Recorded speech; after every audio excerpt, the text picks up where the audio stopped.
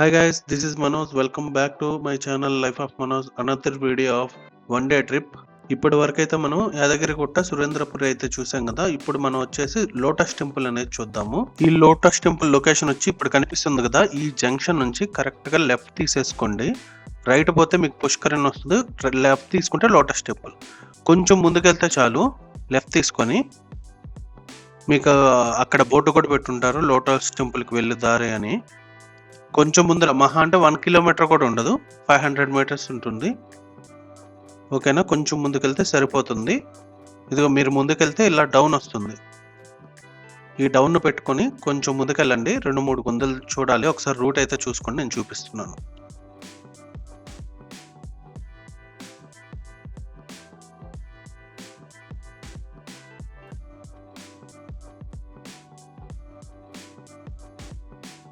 ఎదురుగా కనిపిస్తుంది టెంపుల్, ఆ టెంపులే లోటస్ టెంపుల్.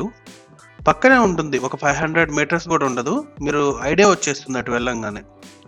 చూడండి, టెంపుల్కి పైన అన్ని విఘ్నాలు తొలగించే వినాయకుడిని అయితే ప్రతిష్ఠించారు. కనిపిస్తుందిగా లోటస్ టెంపుల్. టెంపుల్లోకి వెళ్ళే దారి చూడండి, వైకుంఠ ద్వారాలతో అయితే నిర్మించారు. కనిపిస్తుందిగా ఈ వైకుంఠ ద్వారాలు ఎంట్రన్స్ లో. అటు ఇటు విగ్రహాలు అయితే ఉన్నాయి. ఈ వైకుంఠ ద్వారాలని కాపలా కాస్తూ విగ్రహాలు అయితే పెట్టారు చూడండి. మీరు ఈ ఎంట్రన్స్ నుంచి రాగానే లోపలికి చూసారా లోటస్ టెంపుల్ ఎంత బాగుందో. ఈ టెంపుల్ వచ్చేసి లోటస్ పువ్వు ఆకారంలో ఉంటుంది, రౌండ్ గా కట్టారు. ఎదురుగా చూడండి శనిగ్రహాల మండపం. చుట్టూ ప్రహరీ గోడల మీద చూడండి మహావిష్ణువు ఉన్నారు. ఆయనకి సంబంధించిన విగ్రహాలన్నీ టెంపుల్స్ లో ఎలా ఉంటాయో అలా అమర్చారు ఇక్కడ. టెంపుల్ ని చూస్తున్నారుగా, లోటస్ టెంపుల్ ఇదే.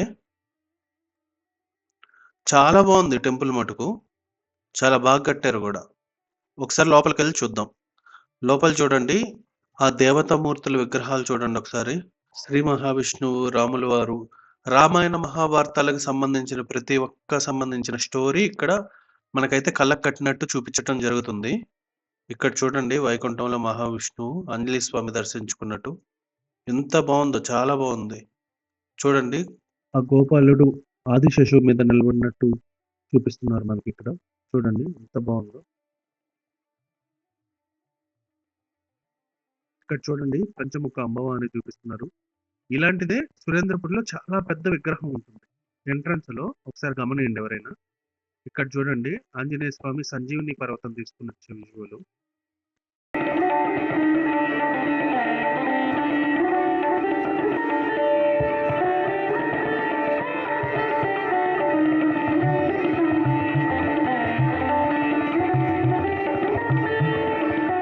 ఇక్కడ చూడండి మెట్లు కూడా చాలా విచిత్రంగా కట్టారు, ఎందుకంటే టెంపుల్ వచ్చేసి రౌండ్ గా నిర్మించారు కాబట్టి మనకు పోయే మెట్లు వచ్చే మెట్లు కూడా చాలా విచిత్రంగా ఉంటాయి.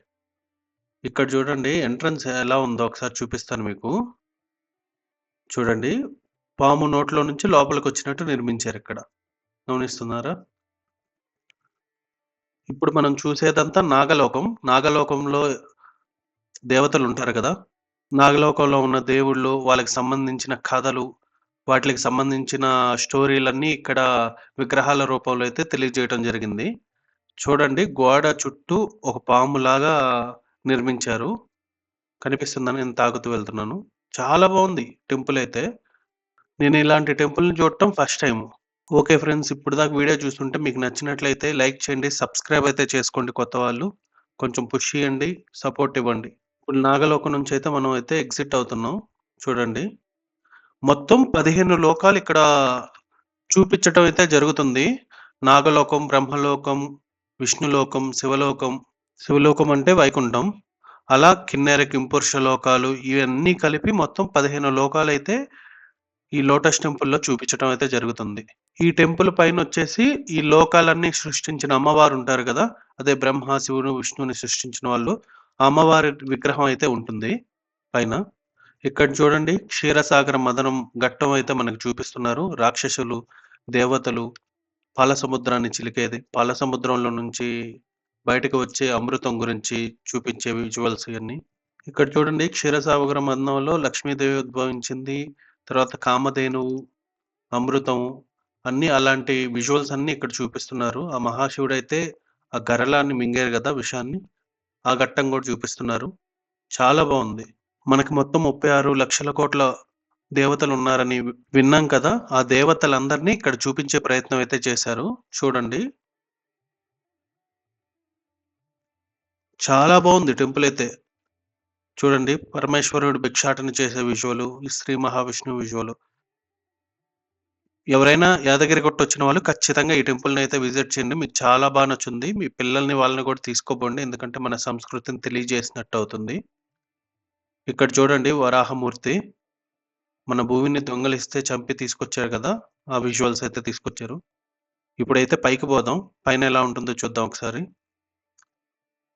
గోడల పైన డిజైన్స్ చూడండి ఎంత బాగేశారో.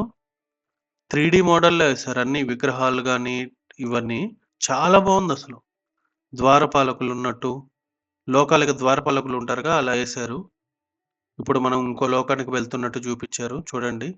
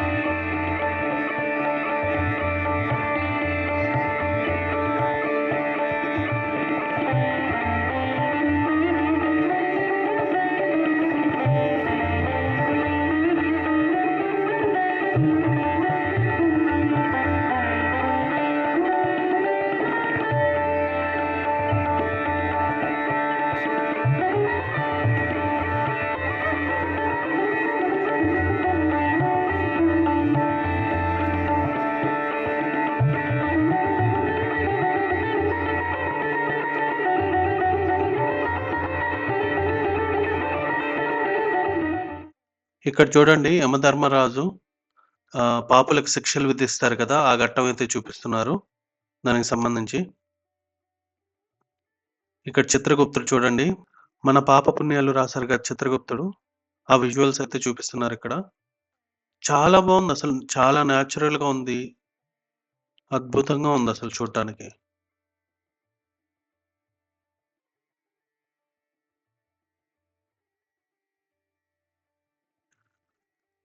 ఇక్కడ చూడండి నైరుతి దిశ అధిపతి, నైరుతి దేవుడు.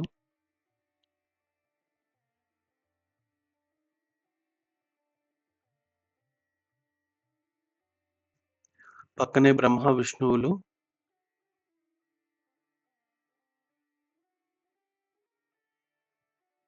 ఇక్కడ చూడండి చాప ఆకారంలో చూపిస్తున్నారు.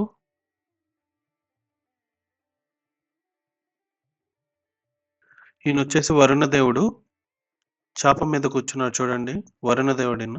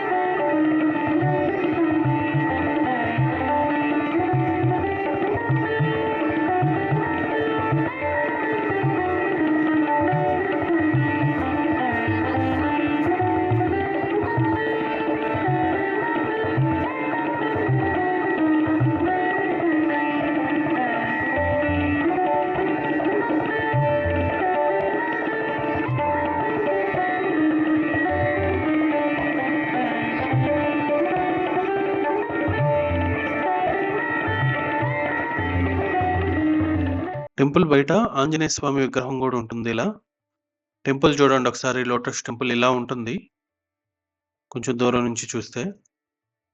బాగుంటుంది, ఎవరైనా విజిట్ చేయండి ఖచ్చితంగా. ఓకే గైస్, నేనైతే ఇప్పుడైతే బయలుదేరిపోయాను. నేను ఇప్పుడు వచ్చేసి భువనగిరి దగ్గర ఉన్న స్వర్ణగిరి టెంపుల్కి అయితే వెళ్తున్నాను. ఆ టెంపుల్ను కూడా ఒకసారి మీకు చూపిస్తాను ఎలా ఉందో అనేది. ఓకే గైస్, వీడియో నచ్చినట్లయితే లైక్ చేయండి, షేర్ చేయండి. కొత్త వాళ్ళైతే సబ్స్క్రైబ్ చేసుకోండి. Thank you guys, this is Manoj signing off.